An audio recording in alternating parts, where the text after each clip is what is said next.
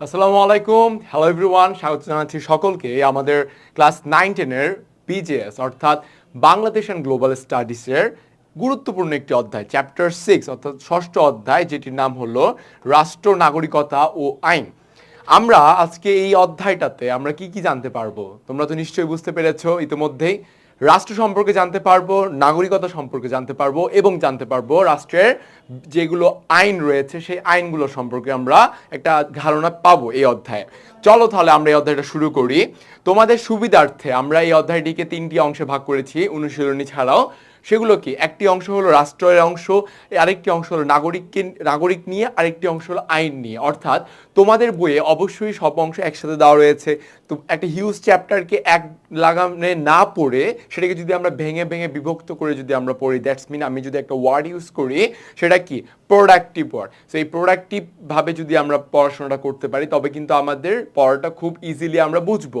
এবং একটা তোমাকে কথা বলে চাই আমি, সেটা হলো যে এই যে অধ্যায়টা তোমরা বলতে পারো যে আর্টসের অধ্যায়, সমস্যা নেই, আমি মুখস্থ করে যাব, ভাইয়া না, সেই জিনিসটা কিন্তু হবে না। দেখো সবার কিন্তু ড্রিম কি থাকে অ্যাট দ্য লাস্ট, ইউনিভার্সিটি শেষ করবে না, আফটার অনার্স কি থাকে সবার, এই যে বিসিএস, রাইট? সো এই বিসিএস দেওয়া তো অনেকের ড্রিম থাকে। তোমরা এখন ক্লাস 9-10-এ পড়ছো, রাইট? তো এই জিনিসটা তোমাদের সাথে আমি এই জন্য আলোচনা করি, তোমরা এখনো কিন্তু সেই দুধ খাওয়া কিন্তু বাচ্চা না ভাই, কারণ তোমরা ছোট না, এখন তোমরা বড়োর দিকে আগাচ্ছ। কিছুদিন বাদে তোমরা স্কুল শেষ করে কলেজে ঢুকবা, তারপর ইউনিভার্সিটিতে ঢুকবা।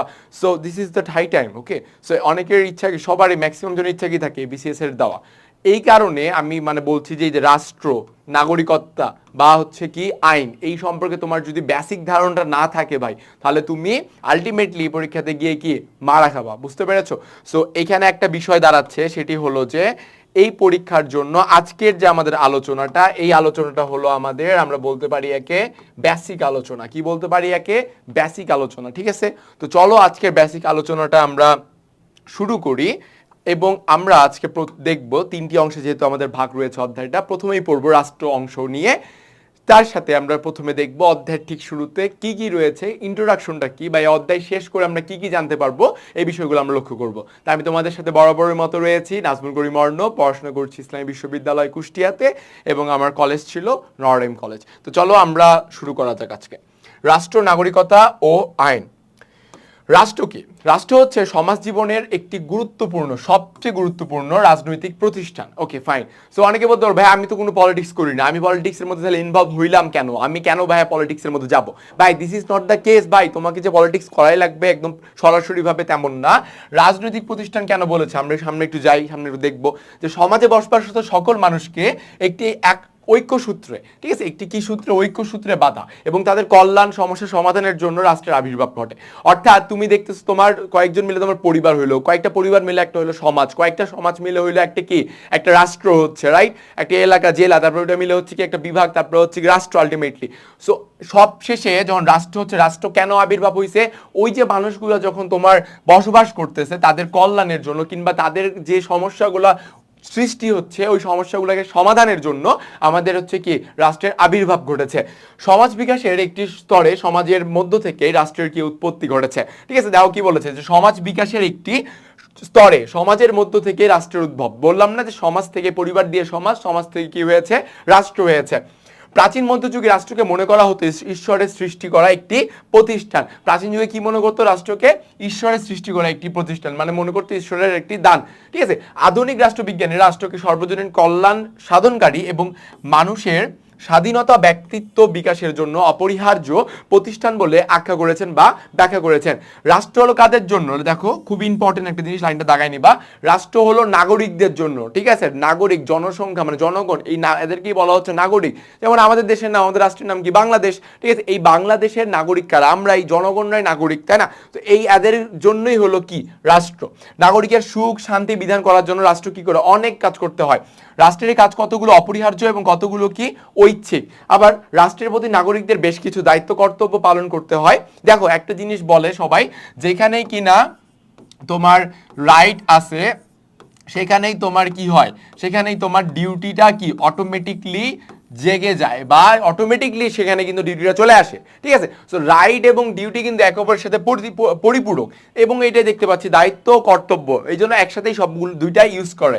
অন্যদিকে নাগরিক জীবনের নিরাপত্তা বিধান এবং সমাজে বিদ্যমান সমস্যাগুলো প্রতিরোধ ও প্রতিকারে আইনের বিধিবিধান আবশ্যক।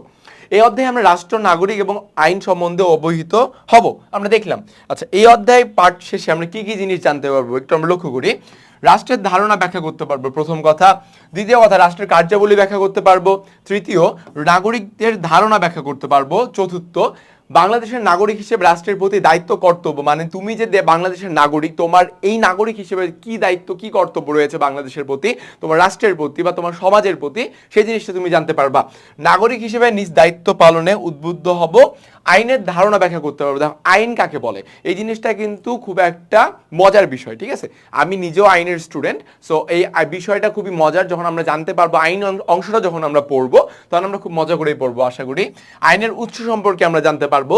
সুশাসনের জন্য আইনের প্রয়োজনীয়তা ব্যাখ্যা করতে পারবো।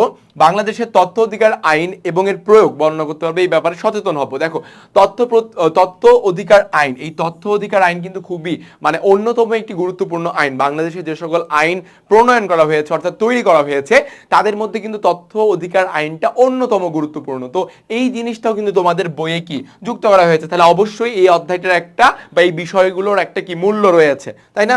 ওকে, তো চলো শুরু করা যাক রাষ্ট্র অংশ দিয়ে। রাষ্ট্রের ধারণাতে আমরা কি দেখি? প্রত্যেকটা মানুষ কোনো না কোনো রাষ্ট্রে বসবাস করে, অবশ্যই হঠাৎ করে কোনো রাষ্ট্রের উৎপত্তি হয়নি। আদিম মানুষ প্রথমে রাষ্ট্র কি গোত্র ভিত্তিক করে বসবাস করত। আদিম মানুষরা কি করতো? প্রথমে গোষ্ঠী ভিত্তিক বা গোত্র ভিত্তিক, যে দেখা যাচ্ছে যে 30-40 জন মিলে একটা গোত্র হয়েছে, তো তাদের একসাথে মিলে একটি আদিম মানুষরা বসবাস করতো একটা গোষ্ঠীতে। সময়ের পরিবর্তনে এক সময় রাষ্ট্রের উৎপত্তি হয়, মানুষই রাষ্ট্র সৃষ্টি করে। রাষ্ট্রে বসবাসকারী প্রত্যেক নাগরিককেই রাষ্ট্রের নিয়মকানুন মেনে চলতে হয়। রাষ্ট্রে বসবাসকারী জনগণকে ওই রাষ্ট্রের নাগরিক বলা হয়। তাহলে নাগরিক কাকে বলা হচ্ছে? দেখো একটু আগে আমি বললাম যে আমরা যে জনগণ, আমরা এই জনগোষ্ঠী, আমরাই হচ্ছে রাষ্ট্রের কি নাগরিক। সো রাষ্ট্রে বসবাসকারী জনগণকে কি বলা হয়? রাষ্ট্রের নাগরিক বলা হয়। এবং নাগরিকদেরকে সুন্দর সুষ্ঠুভাবে বাঁচার জন্য রাষ্ট্র অনেক কাজ করে থাকে। তাহলে এখানে একটা বিষয় কিন্তু লক্ষ্য করার মতো রয়েছে ভাইয়াপুরা, সেটা কি যে আমরা নাগরিকের কিন্তু ডেফিনেশনটা পেলাম, সংজ্ঞাটা, প্লাস আমরা রাষ্ট্রের একটি ধারণা পাচ্ছি। তো এই জন্য তোমাদের কি করণীয় তোমরা নিজেরা বলো তো। প্রত্যেকটা ক্লাসে কিন্তু তোমাদেরকে আমি একটা কথা বলি যে ক্লাসটি যখন তোমরা করবা, সাথে সাথে তোমরা বইটা নিয়েও বসবা। কেন? কারণ লাইনগুলো তোমরা ইম্পর্টেন্ট যেগুলো পাবা সেগুলো দাগিয়ে নিবা, ঠিক আছে। এবং একে কি বলা হচ্ছে? একে বলা হচ্ছে এক ঢিলে দুই পাখি মারা। সো আমাদের এই কাজটা করতে হবে। পরবর্তীতে যাব, রাষ্ট্রবিজ্ঞানী রাজনৈতিক তত্ত্ববিদরা রাষ্ট্রকে বিভিন্নভাবে সংজ্ঞায়িত করেছেন। দেখো অ্যারিস্টটল, প্রথমে অ্যারিস্টটল দেখবো, যিনি কিনা রাষ্ট্রবিজ্ঞানের কি জনক, পলিটিক্যাল সায়েন্সের জনক। ওনার মতে স্বয়ং সম্পূর্ণ জীবনের জন্য কতিপয় পরিবার ও গ্রামের সমন্বয়ে গঠিত সংগঠনই কি রাষ্ট্র। দেখো উনি দুইটা বিষয়কে হিট করছে, কি কি? একটা হলো পরিবার, আরেকটি হলো গ্রাম, ঠিক আছে। তো উনি বলছে যে পরিবারের সমন্বয়ে এবং গ্রামের সমন্বয়ে গঠিত সংগঠন কি রাষ্ট্র। তাহলে আমরা একটা কি দেখতে পাচ্ছি? আমরা এখানে দেখতে পাচ্ছি যে অ্যারিস্টটল নিজেও বলেছে যে রাষ্ট্র হচ্ছে একটি সংগঠন। এই জিনিসটা কিন্তু এমসিকিউ এর জন্য কিংবা তোমার জ্ঞানমূলক প্রশ্নের জন্য কিন্তু মাচ মোর ইম্পর্টেন্ট। ওকে, যে রাষ্ট্র হচ্ছে কি? রাষ্ট্র হচ্ছে একটা সংগঠন। রাষ্ট্রবিজ্ঞানী আর এম ম্যাকাইভারের মতে কি বলছে? রাষ্ট্রবিজ্ঞানী আর এম ম্যাকাইভারের মতে কি? রাষ্ট্র হচ্ছে সরকার কর্তৃক প্রণীত আইন দ্বারা পরিচালিত একটি সংগঠন। রাষ্ট্র হচ্ছে সরকার কর্তৃক আইন দ্বারা পরিচালিত একটি সংগঠন যার কর্তৃত্বমূলক ক্ষমতা রয়েছে এবং যার নির্দিষ্ট ভূখণ্ডে বসবাসরত অধিবাসীদের উপর বলবৎ হয়। দেখো কি বলছে রাষ্ট্র, ম্যাকাইভার রাষ্ট্র সম্পর্কে সংজ্ঞা, যে সরকার কর্তৃক প্রণীত আইন দ্বারা, সরকার কর্তৃক প্রণীত কি দ্বারা? আইন দ্বারা পরিচালিত একটি সংগঠন। ইনিও কিন্তু রাষ্ট্রকে কি বলেছে? আমরা যেটি এখানে লিখলাম, ইনিও রাষ্ট্রকে সংগঠনই বলেছেন, ঠিক আছে। সো সংগঠন যেটা কি না যার কর্তৃত্বমূলক ক্ষমতা রয়েছে কার উপর? যার নির্দিষ্ট ভূখণ্ডে বসবাসকারী অধিবাসীদের উপরে বলবৎ হয়, ঠিক আছে। অধ্যাপক গার্নার রাষ্ট্রের সবচেয়ে সুস্পষ্ট এবং কি পূর্ণাঙ্গ সংজ্ঞা দিয়েছেন। তিনি বলেন রাষ্ট্র হলো বহু সংখ্যক ব্যক্তি নিয়ে গঠিত এমন এক জনসমাজ। কি বলছে? বহু সংখ্যক ব্যক্তি নিয়ে গঠিত এমন একটা জনসমাজ যারা নির্দিষ্ট ভূখণ্ডে স্থায়ীভাবে বসবাস করে, যা বহিঃশক্তির নিয়ন্ত্রণ হতে মুক্ত এবং যাদের একটি সুসংগঠিত সরকার আছে, যে সরকারের প্রতি ওই জনসমাজ স্বভাবগতই কি অনুগত। তাহলে আমরা কি দেখতে পাচ্ছি? আমরা দেখতে পাচ্ছি যে রাষ্ট্র হলো বহু সংখ্যক ব্যক্তি নিয়ে গঠিত এমন এক জনসমাজ যারা নির্দিষ্ট ভূখণ্ডে স্থায়ীভাবে বসবাস করে, যা বহিঃশক্তির নিয়ন্ত্রণ থেকে কি মুক্ত এবং যাদের সুসংগঠিত সমর্থিত একটি কি রয়েছে, সরকার রয়েছে, এবং যে সরকারের প্রতি জনসমাজ স্বভাবগত কি অনুগত, অর্থাৎ ওই সরকারের সকল কিছু তারা মেনে চলে, বা আমরা বলতে পারি যে ওই রাষ্ট্রে যে সকল বসবাসকারী নাগরিক বা জনগণ তারাই ওই সরকারকে নির্বাচিত করেছে। ঠিক আছে, আমরা এই জিনিসটাও বলতে পারি। ওকে, পরবর্তীতে চলে যাব। সুতরাং আমরা বলতে পারি রাষ্ট্র হলো কি একটি ভূখণ্ড ভিত্তিক সমাজ বিশেষ যার সংগঠিত সরকার ও জনসমষ্টি রয়েছে এবং যার নিজস্ব ভৌগোলিক এলাকার মধ্যে অন্যান্য সকল প্রতিষ্ঠানের উপর সার্বভৌম ক্ষমতা প্রতিষ্ঠিত আছে। দেখো, রাষ্ট্র যখন আমরা পড়ছি একটু পরে আমরা দেখব রাষ্ট্রের কিছু উপাদান রয়েছে, প্রয়োজনীয় কিছু উপাদান, যেগুলোর জন্যই কিন্তু রাষ্ট্র আসলে গঠিত হয়। এই যে চলে আসছি আমাদের সেই পড়া রাষ্ট্রের উপাদানে। ঠিক আছে, সো রাষ্ট্রের উপাদান কি কি আমরা দেখি। বলা হয়েছে যে রাষ্ট্রের উপাদান কি কি বলছে এখানে, যে জনসমষ্টি, নির্দিষ্ট ভূখণ্ড, সরকার এবং সার্বভৌমত্ব। দেখো, রাষ্ট্রের উপাদান তাহলে আমরা কয়টা দেখতেছি, রাষ্ট্রের উপাদান দেখতেছি আমরা চারটা, রাইট? সো চারটি রাষ্ট্রের উপাদান। কি কি উপাদান রাষ্ট্রের চারটি উপাদান আমরা একটু লক্ষ্য করব। ওকে, এক নম্বরে আমরা দেখলাম সেটা জনসমষ্টি। আচ্ছা, তোমাদের জন্য আমি একটা পেজ নিই, পেজ নিলে তোমাদের সুবিধা হবে। কেমন? ওকে, সো আমরা দেখতেছি যে প্রথম আমরা কি দেখলাম, এখানে লিখি, প্রথমে দেখলাম আমরা জনসমষ্টি। আচ্ছা, জনসমষ্টি মানে কি? জনসমষ্টি মানে হচ্ছে নাগরিক বা জনগণ। জনগণটা লিখি, তোমাদের কি বুঝতে সুবিধা হবে। প্রথমটা হচ্ছে জনগণ, ঠিক আছে। দ্বিতীয়টা আমরা কি দেখতেছি ভাইপুরা? দ্বিতীয়টা দেখতেছি নির্দিষ্ট ভূখণ্ড। কি দেখতেছি? নির্দিষ্ট ভূখণ্ড। এটি মানে কি? একটা নির্দিষ্ট একটা আমাদের কি আয়তন থাকবে, একটা ভূমি থাকবে। ঠিক আছে, যেমন আমাদের বাংলাদেশের ভূমি বা আয়তন, দেশের আয়তন কত? 1,47,570 বর্গ কিলোমিটার, যেটা আমরা সকলেই জানি। ঠিক আছে, তো এইটা আমরা দেখতেছি। পরে 3 নম্বরে আমরা কি দেখলাম? একটা সরকার থাকবে।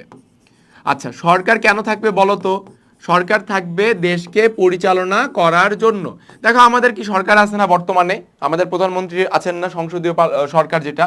তো দেশকে পরিচালনার জন্য আমাদের একটা রাষ্ট্রের কি দরকার? একটা রাষ্ট্রের সরকার দরকার। ঠিক আছে, দেশকে পরিচালনার জন্য গেল। এবং সর্বশেষ যেটি সেটা আমরা কি জানি? সর্বশেষ সেটা হচ্ছে সার্বভৌমত্ব। ঠিক আছে, আমি এখানে লিখি সার্বভৌমত্ব। জিনিসটা কি রকম? সার্বভৌমত্ব। এখন এই জিনিসটা কি? এটা কিন্তু সবচাইতে ইম্পর্টেন্ট। ঠিক আছে, আমি যদি তোমাদেরকে বলি যে সার্বভৌমত্বটা কেমন, তাহলে তোমরা নিজেরাই বুঝতে পারবা যে এই যে সার্বভৌমত্ব আমি এখানে লিখেছি, এই সার্বভৌমত্বটা হচ্ছে সবচেয়ে ইম্পর্টেন্ট। এর মানে হচ্ছে কি? এর মানে হচ্ছে, দেখো একটু আগে আমরা যেটা পড়লাম গার্নারের সংজ্ঞায় কিংবা ম্যাকাইভারের সংজ্ঞায়, যে বহির্শত্রুর কি বলেছিল? যে বহির্শত্রুর আক্রমণ মুক্ত, বা বহির্শত্রুর কোনো আক্রমণ করতে পারবে না। ঠিক আছে, বহির্শত্রুর আক্রমণ মুক্ত এবং কি? এবং নিজের দেশের ভিতরে, এবং দেশের ভিতরে বা দেশের অভ্যন্তরে, আমি সুন্দর শব্দটা চয়ন করি তাহলে ভালো হয় তোমাদের জন্য, দেশের অভ্যন্তরে পূর্ণ ক্ষমতা। এর অর্থ হলো যে তুমি সার্বভৌমত্বের অর্থ হচ্ছে তোমার দেশের যখন সার্বভৌমত্ব থাকবে একটি স্বাধীন রাষ্ট্রের, তখন ওই রাষ্ট্রটাকে বা ওই দেশটাকে বাইরের কোনো শত্রু রাষ্ট্র বা বাইরের যে কোনো রাষ্ট্র কোনোভাবে আক্রমণ করতে পারবে না। ঠিক আছে, কারণ তার নিজস্ব সার্বভৌমত্ব আছে, এবং ওই দেশ তার দেশের ভিতরে, এই দেশের অভ্যন্তরে কি হবে? পূর্ণ ক্ষমতা রাখবে, মানে পূর্ণ দাদাগিরি, যেটাকে আমরা চলিত ভাষায় যদি বলি যে পূর্ণ দাদাগিরি রাখবে। ঠিক আছে, যে সে দেশের অভ্যন্তরটাও কোনো গৃহযুদ্ধ বাঁধবে না, দেশের অভ্যন্তরে কোনো গন্ডগোল লাগবে না, সেটাকে নিয়ন্ত্রণ করবে। পাশাপাশি দেশের বাইরের বহিঃশত্রুদের কাছ থেকেও কি করবে? দেশকে রক্ষা করবে বা নিয়ন্ত্রণ করবে। এটাই হলো আমাদের কি? সার্বভৌমত্ব। ঠিক আছে, এখানে একটি বিষয় আলোচনা রয়েছে যে জনসমষ্টি, নির্দিষ্ট ভূখণ্ড, সরকার, সার্বভৌমত্ব। রাষ্ট্রের কয়টা উপাদান? রাষ্ট্রের এই চারটা উপাদান, রাইট? এই চারটা উপাদানের মধ্যে তোমার যদি জনসমষ্টি থাকে, নির্দিষ্ট ভূখণ্ড থাকে, মনে করলাম তোমার সরকারও রয়েছে, কিন্তু তোমার কি নাই? এই সার্বভৌমত্বটা তোমার নাই, তুমি রাষ্ট্র গঠন করতে পারবা? ভেবে দেখো, পারবা? জীবনেও পারবা না।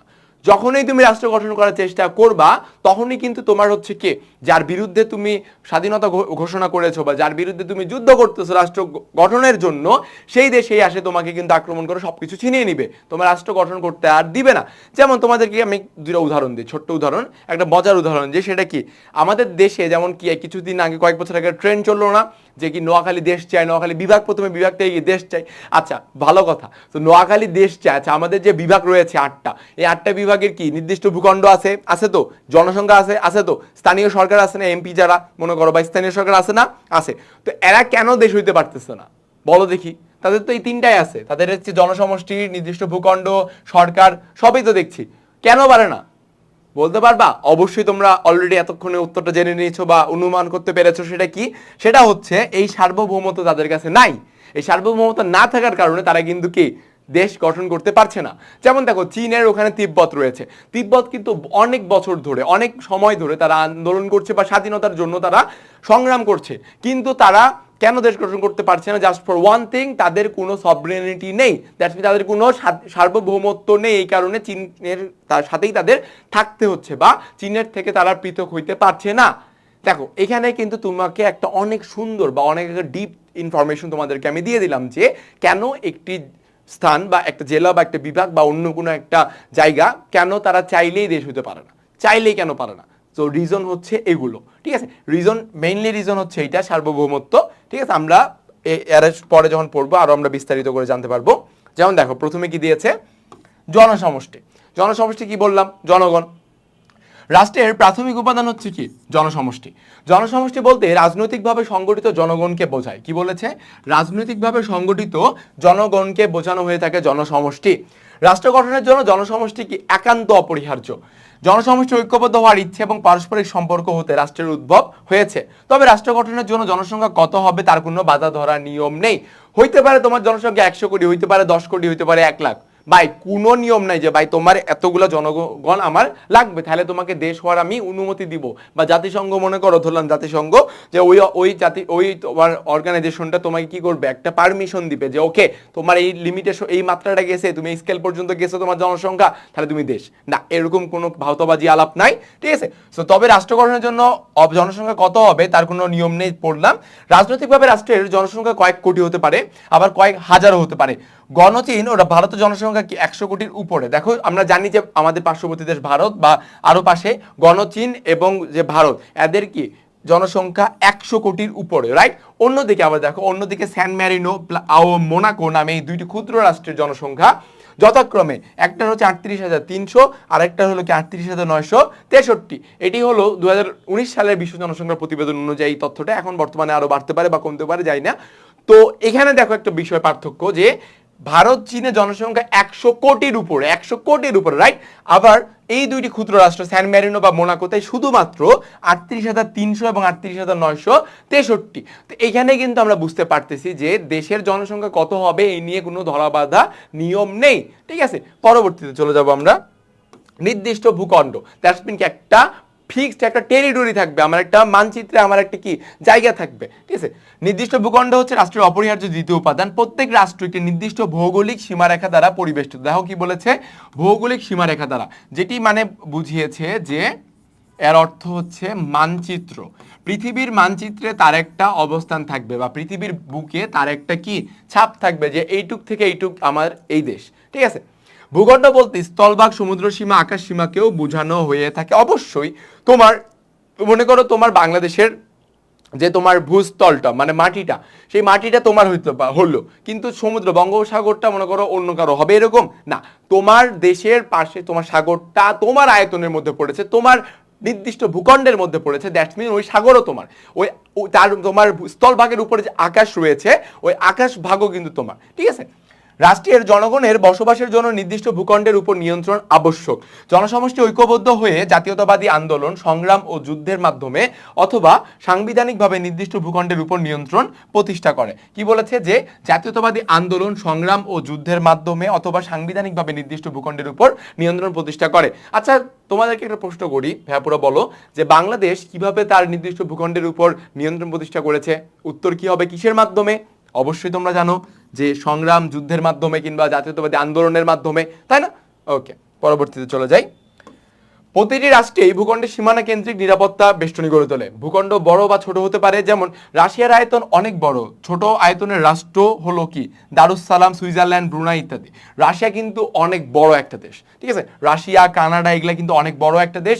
সেই তুলনায় আয়তন ছোট আয়তনের দেশ আমরা দেখতে পেলাম দারুসালাম, সুইজারল্যান্ড, ব্রুনাই, ঠিক আছে? এখানেও কিন্তু এমনকি এখানেও কোনো ফিক্সড বা কোনো হচ্ছে কি বাধা ধরা নিয়ম নেই, যে কি বাধা ধরা কোনো রুল নেই, ঠিক আছে? একদম সহজ ভাষায় লিখে দিই, বাধা ধরা কোনো রুল নেই যে এত আয়তন হইতে হবে একটা দেশের জন্য, যে এতটুকু হইতে হবে, ঠিক আছে? যে 1 লক্ষ আয়তন হইতে বর্গ কিলোমিটার হইতে হবে বা 10,000 বর্গ কিলোমিটার হইতে হবে, এমন কিছু না।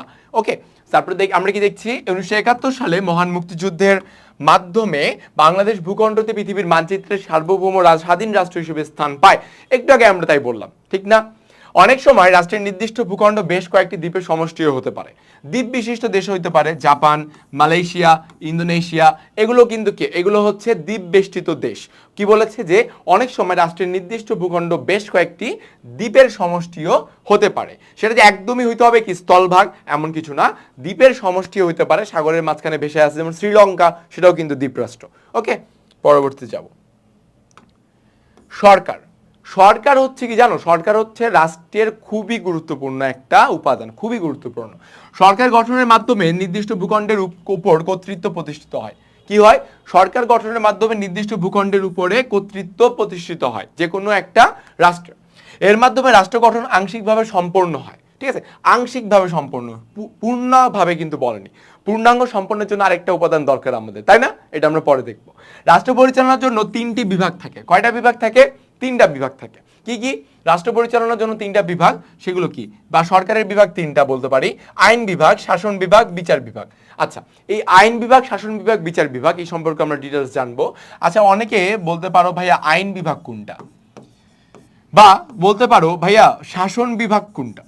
যদি ভাইয়া আইন বিভাগ আলাদা হয়, শাসন বিভাগকে আলাদা করার দরকার কি ছিল? কারণ আমরা জানি আইনের মাধ্যমে তো শাসন হয়, তাই না? আচ্ছা, সবই বুঝলাম ভাইয়া, এখন কথা হচ্ছে ভাইয়া বিচার বিভাগ ফের আলাদা কেন? কারণ আইন বিভাগ বিচার বিভাগ তো ভাইয়া একই জিনিস হওয়ার কথা ছিল। আচ্ছা, তোমাদেরকে দেখাই আইন বিভাগ কোনটা। আইন বিভাগ হচ্ছে যেখানে আইন তৈরি হয় ভাই, যেখানে আমাদের দেশের আইন তৈরি হয়। আমি একদম লিখে দিচ্ছি, আমাদের দেশের আইন বিভাগ হচ্ছে কি জাতীয় সংসদ, ঠিক আছে? আমাদের দেশের আইন বিভাগ কোনটাকে বলা হচ্ছে? সেটা হচ্ছে জাতীয় সংসদ, যেটা হচ্ছে কি পার্লামেন্ট। ওকে, তারপরে আবার বলা হচ্ছে কি বিচার বিভাগ। এখন বিচার বিভাগ তোমরা বলতে পারো ভাইয়া তাহলে আইন বিভাগ যদি চলে গেল, বিচার বিভাগ কোনটা হবে? বিচার বিভাগ হবে কোনটা ভাইয়া বলো দেখি? সেটা হচ্ছে আমাদের দেশের সুপ্রিম কোর্ট। আমাদের দেশের কি? Supreme court. ওকে, আচ্ছা, এখন তোমাদের মাথায় প্রশ্ন আসতে পারে ভাইয়া আইন বিভাগ বুঝলাম, বিচার বিভাগ বুঝলাম, ভাইয়া শাসন বিভাগ কি? আবার আসতে পারে না যে ভাইয়া জাতীয় সংসদে যদি আইন তৈরি হয়, আবার সেই আইন আবার বিচার বিভাগে আবার কি বিচার হচ্ছে সুপ্রিম কোর্টে, তাহলে শাসন বিভাগটা দরকার কি? শাসন কে করে আমাদের মায়েরদের মতো কি দেশেরও কি মা রয়েছে? আচ্ছা, ঠিক আছে, জিনিসটা একটু মজা করলাম। তাহলে শাসন বিভাগ কোনটা? শাসন বিভাগ হচ্ছে আমাদের প্রশাসন। শাসন বিভাগ কোনটা বলো দেখি? আমাদের প্রশাসন বিভাগ। আচ্ছা, প্রশাসন বা নির্বাহী বিভাগ, ঠিক আছে? এখানে কি লিখে থাকি? প্রশাসন বা নির্বাহী বিভাগ। আমি এখন একটা কথা বলি যে তোমরা বলো শাসন বিভাগ কোথায় রয়েছে আমাদের জেলায়? মনে করো তোমাদের প্রত্যেকজনের জেলাতে একটা করে কি জেলার প্রশাসকের কার্যালয় থাকে না, যেটাকে আমরা কি বলি ডিসি অফিস, আছে কিনা? ডেপুটি কমিশনার অফিস আছে কিনা? আছে তো অবশ্যই। এই যে জেলা প্রশাসকের কার্যালয়, এটাই হলো আমাদের শাসন বিভাগ হিসেবে আমাদের প্রত্যেকটি জেলায় বা প্রত্যেকটি আমাদের জায়গাতে, আমাদের সবার বাড়ির স্থানে সে কি করে? শাসন করে থাকে। শাসনটা কি করে সেটা আমরা ডিটেলসে যখন একটু যাব তখন আমরা সেটা নিয়ে একটু আলোচনা করব, ঠিক আছে? তো আমরা দেখতেছি এই 3টা বিভাগের সমন্বয়ে সরকার গঠিত হয়। গণতান্ত্রিক ব্যবস্থায় সাধারণত নির্বাচনের মাধ্যমে জনগণ তাদের সরকার গঠন করে। কোন ব্যবস্থা এটা ভাইয়া? এটা হচ্ছে গণতান্ত্রিক ব্যবস্থাতে। সরকার পদ্ধতি বিভিন্ন রাষ্ট্রে বিভিন্ন রকম হতে পারে। ওকে, পরবর্তী দেখি। সরকার বলতে ব্যাপক অর্থে শাসক গোষ্ঠীর সকলকে বোঝায় যারা প্রত্যক্ষ পরোক্ষভাবে রাষ্ট্রীয় ক্ষমতা পরিচালনায় অংশগ্রহণ করে। কি বলছে? যে সরকার বলতে ব্যাপক অর্থে শাসক গোষ্ঠীর সকলকে বোঝাচ্ছে যারা প্রত্যক্ষ এবং পরোক্ষভাবে রাষ্ট্রীয় ক্ষমতা পরিচালনায় অংশগ্রহণ করে। অর্থাৎ রাষ্ট্রের ক্ষমতা সরকার কর্তৃক পরিচালিত হয়। অধ্যাপক গার্নারের মতে রাষ্ট্র যদি হয় জীবদেহ, তবে সরকার হলো এর মস্তিষ্ক স্বরূপ। ভাই এই লাইনটা হইছে গিয়ে কি খুবই খুবই ইম্পর্টেন্ট, ঠিক আছে, খুবই খুবই ইম্পর্টেন্ট। আমি যদি বলি এই যে এটা হচ্ছে কি একদম স্টার, আমি যদি স্টার তোমাদের দিয়ে দিই, এটা অবশ্যই মাথায় রাখবা তোমরা, অবশ্যই তোমাদের মাথায় রাখতে হবে যে আমি কেন এই কথাটা বললাম, যে রাষ্ট্র যদি হয় জীবদেহ তবে সরকার হলো এর মস্তিষ্ক স্বরূপ, ঠিক আছে। বলছে কি একটা মনে করো জীবদেহে হচ্ছে কি রাষ্ট্র বলছে, এখন একটা জীবদেহে যদি মস্তিষ্ক না থাকে, মানে ব্রেইন যদি না থাকে, সে কি বেঁচে থাকবে ভাই? সে কি কোনো কাজ করতে পারবে? আদৌ পারবে না। তো ওই দেহটার কাজের জন্য যেমন মস্তিষ্কের প্রয়োজন, তেমনই রাষ্ট্রকে সঠিকভাবে পরিচালনা করার জন্য কি প্রয়োজন? সঠিকভাবে পরিচালনা করার জন্য আমাদের কি সরকারের প্রয়োজন, ঠিক আছে। এই জন্য অধ্যাপক গার্নারের যে এখানে সংজ্ঞাটা রয়েছে, এই সংজ্ঞাটা অবশ্যই অবশ্যই মাথায় রাখতে হবে। রাষ্ট্র যদি হয় জীবদেহ তবে সরকার হলো তার মস্তিষ্ক স্বরূপ। ওকে, এখন আমরা অনেক একটা গুরুত্বপূর্ণ অংশ পড়বো, তার নাম হলো সার্বভৌমত্ব, দ্যাটস মিন সভরেনিটি। চলো পড়া যাক। রাষ্ট্র গঠনের মুখ্য উপাদান। আচ্ছা, এতক্ষণ পর্যন্ত আমরা পড়লাম অপরিহার্য উপাদান, অপরিহার্য উপাদান, অপরিহার্য উপাদান। এবার পেলাম আমরা কি মুখ্য উপাদান, দ্যাটস মিন বলা হচ্ছে এটা হলো মেইন এলিমেন্ট, ঠিক আছে। মেইন সার্বভৌমত্ব বা সার্বভৌমিকতা, সার্বভৌম শব্দ দ্বারা চরম ও চূড়ান্ত ক্ষমতাকে বোঝায়। সার্বভৌম প্রতিষ্ঠার মাধ্যমে রাষ্ট্রের গঠন কি পায়? পূর্ণতা পায়। আমরা দেখলাম সরকার গঠনের মাধ্যমে রাষ্ট্রের আংশিক পূর্ণতা পাচ্ছে, কিন্তু পূর্ণভাবে রাষ্ট্র গঠন করতে চাইলে তোমার সার্বভৌমত্ব একদমই অপরিহার্য, এটাকে লাগবে, এটা হলো মুখ্য উপাদান। এই ক্ষমতা রাষ্ট্রকে অন্যান্য সংস্থা থেকে কি করে? পৃথক করে। সার্বভৌমত্ব হচ্ছে রাষ্ট্রের ওই বৈশিষ্ট্য যার ফলে নিজের ইচ্ছা ছাড়া আর কোনো প্রকার ইচ্ছার দ্বারা রাষ্ট্র আইনসঙ্গতভাবে আবদ্ধ নয়। প্রত্যেক সমাজ ব্যবস্থায় চূড়ান্ত ক্ষমতা কার্যকর করার জন্য একটি মাত্র কেন্দ্রীয় কর্তৃপক্ষ থাকবে, আর এই ক্ষমতাই হলো কি? সার্বভৌম ক্ষমতা। এই ক্ষমতায় কাকে বলা হচ্ছে? এই ক্ষমতাই হলো সার্বভৌম ক্ষমতা। সার্বভৌমের আদেশেই হলো কি? আইন। কি বলছে? সার্বভৌমের আদেশই হলো আইন। ওকে, সার্বভৌমের আদেশ হলো আইন। সার্বভৌমের আদর্শ বা আইন মানতে সকলেই বাধ্য। সার্বভৌম ক্ষমতার অভ্যন্তরীণ বা বাহ্যিক দুইটি দিক রয়েছে। কি কি দুইটি দিক দেখলাম আমরা? দুইটা দিক, একটা হলো অভ্যন্তরীণ আর একটা হলো বাহ্যিক। দেখো আমি যখন সার্বভৌমটা লিখে দিয়েছিলাম তখন কিন্তু আমি বলেছিলাম যে বহিঃশত্রু, আরেকটা কি? অভ্যন্তরীণ, রাইট? গৃহযুদ্ধ যেটা বলেছেন, দ্যাটস মিন অভ্যন্তরীণ এবং বাহ্যিক দুইটা দিক। অভ্যন্তরীণ ক্ষমতা প্রয়োগের মধ্য দিয়ে রাষ্ট্রের মধ্যকার সকল ব্যক্তি প্রতিষ্ঠানের উপর রাষ্ট্র কর্তৃত্ব প্রতিষ্ঠা করে, অর্থাৎ কোনো রকমের গন্ডগোল, বিশৃঙ্খলা কিংবা গৃহযুদ্ধ যাতে না লাগে সেই জন্য রাষ্ট্র স্টেপ নিয়ে থাকে। এই সার্বভৌম ক্ষমতার ঊর্ধ্বে কোনো কর্তৃপক্ষ নেই। বাহ্যিক সার্বভৌমের অর্থ হলো রাষ্ট্র আন্তর্জাতিক ক্ষেত্রে বহিঃশক্তির নিয়ন্ত্রণ ও হস্তক্ষেপ থেকে মুক্ত থাকবে, অর্থাৎ কোনো রাষ্ট্রই তোমার দেশকে এসে আক্রমণ করতে পারবে না যদি তোমার সার্বভৌমত্ব থাকে। কেবল জনসমষ্টির নির্দিষ্ট ভূখণ্ড সরকার থাকা সত্ত্বেও একটি দেশের সার্বভৌমত্ব ক্ষমতা না থাকলে তা রাষ্ট্র হিসেবে বিবেচিত হবে না। যতদিন রাষ্ট্রের স্থায়িত্ব বিদ্যমান থাকে ততদিন সার্বভৌমত্বের স্থায়িত্ব থাকবে। কি বলেছে? যতদিন কিনা রাষ্ট্রের স্থায়িত্ব বিদ্যমান থাকে ততদিন সার্বভৌমত্বের স্থায়িত্ব থাকবে। সরকার পরিবর্তন সার্বভৌমত্বের স্থায়িত্ব কি করে?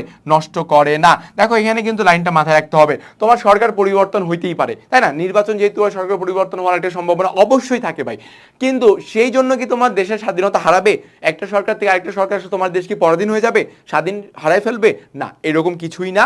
সরকার পরিবর্তনের মাধ্যমে সার্বভৌমের কোনো পরিবর্তন হয় না, এটা আমরা মাত্র দেখলাম, মাথায় রাখতে হবে কিন্তু। ওকে, ইম্পর্টেন্ট আছে লাইনটা। আচ্ছা, পরবর্তী যাব। সুতরাং জনসমষ্টির নির্দিষ্ট ভূখণ্ড সরকার সার্বভৌমত্ব চারটি উপাদান নিয়ে রাষ্ট্র গঠিত হয় এবং এর যে কোনো একটি উপাদান না হলে রাষ্ট্র গঠিত হতে পারে না। তবে সবচেয়ে বেশি ইম্পর্টেন্ট হচ্ছে সার্বভৌমত্ব। একটা রাষ্ট্র যদি তুমি গঠন করতে চাও, তবে তোমার যদি সার্বভৌমত্ব না থাকে তবে তোমার রাষ্ট্র কোনো দিনই গঠন হবে না। জাস্ট রিমেম্বার আমার দুটো উদাহরণ, ঠিক আছে? নোয়াখালী বা বিভিন্ন বিভাগের উদাহরণ বললাম, কিংবা আরেকটি উদাহরণ বললাম তিব্বতের। সো দুইটা উদাহরণ মাথায় রাখবে যে কেন তারা দেশ হিসেবে স্বীকৃতি পাচ্ছে না বা তারা কেন রাষ্ট্র গঠন করতে পারছে না। ওকে, এই জিনিসটা মাথায় রাখতে হবে। পরবর্তী চলে যাই, রাষ্ট্রের কার্যাবলী। ওকে, সো রাষ্ট্রের কার্যাবলীতে যাব, মানে রাষ্ট্র যে গঠন করলাম, মানে রাষ্ট্রের গঠনের পরে কাজটা কি আসলে, কেনই বা এটা গঠন করলাম। চলো আমরা দেখি। একটি রাজনৈতিক প্রতিষ্ঠান হিসেবে রাষ্ট্র কি কাজ করে কিংবা রাষ্ট্র কি করতে পারে আমাদের অবশ্যই জানা দরকার। অর্থাৎ জনগণের জন্য রাষ্ট্র কি ধরনের সেবা প্রদান করে এবং এর সামর্থ্য কতটুকু, পাঠ থেকে আমরা জানবো। মানুষের প্রয়োজনে রাষ্ট্র গড়ে উঠেছে। কি বলেছে? মানুষের প্রয়োজনেই রাষ্ট্র গড়ে উঠেছে। মানব জীবনের সামগ্রিক কল্যাণ সাধনেই রাষ্ট্রের কাজ। বিশ্লেষকদের মতে রাষ্ট্র প্রধানত দুই ধরনের কাজ করে। কয় ধরনের ভাইয়া? দুই ধরনের কাজ। কি কি? সেটা হলো নিয়ন্ত্রণমূলক কাজ, আরেকটি হলো কল্যাণমূলক। অবশ্যই একটা নিয়ন্ত্রণমূলক, আরেকটি হলো কল্যাণমূলক। নিয়ন্ত্রণমূলক কিভাবে করে? আইনের দ্বারা তোমার সমাজের শৃঙ্খলা ফিরায় আনে। কি করে ভাইয়া? তোমার সমাজে শৃঙ্খলাকে নিশ্চিত করে বা শৃঙ্খলাকে ফিরিয়ে আনে, ঠিক আছে? এবং পরবর্তী কি বলছে? কল্যাণমূলক।